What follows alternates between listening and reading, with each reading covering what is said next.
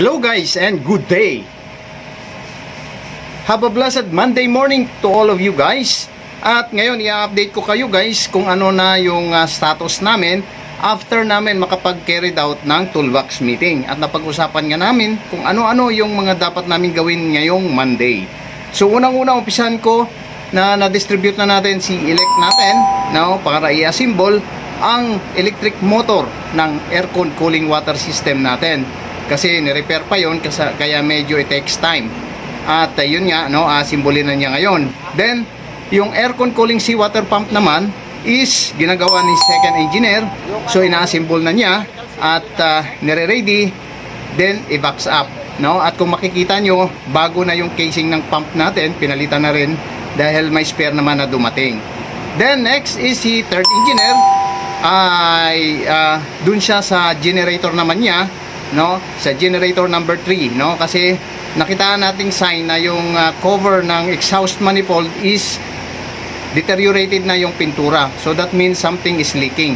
So binubuksan niya ngayon yung cover ng exhaust manifold natin, no, para i-check. So na-find out natin na maluwag lang yung mga bolts sa exhaust manifold natin, so hinigpitan lang at maging okay na yon guys, no. So yun ang mga sign na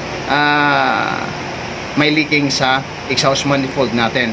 At safety naman, gawa nga ng nilagyan niya ng cover for protection, maiwasan yung magkaroon ng apoy just in case may tumalsik na mga lube oil or fuel oil sa hotspot area.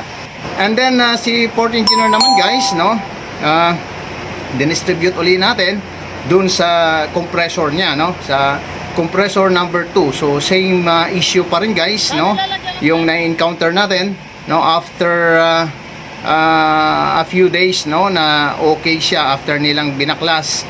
So ayun, no, pinabaklas uli kasi mayroon na namang air, no, on the cooling water system, no. So nagkakaroon na naman ng hangin at it is being suspected na mayroong leaking, no, sa air side, no. So iyon ang ito-troubleshoot natin at sa ngayon, no, susubukan natin i-pressure test.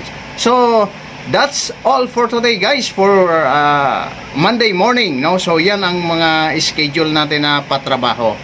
So bye for now and until next video natin guys. Bye bye, may God bless us all.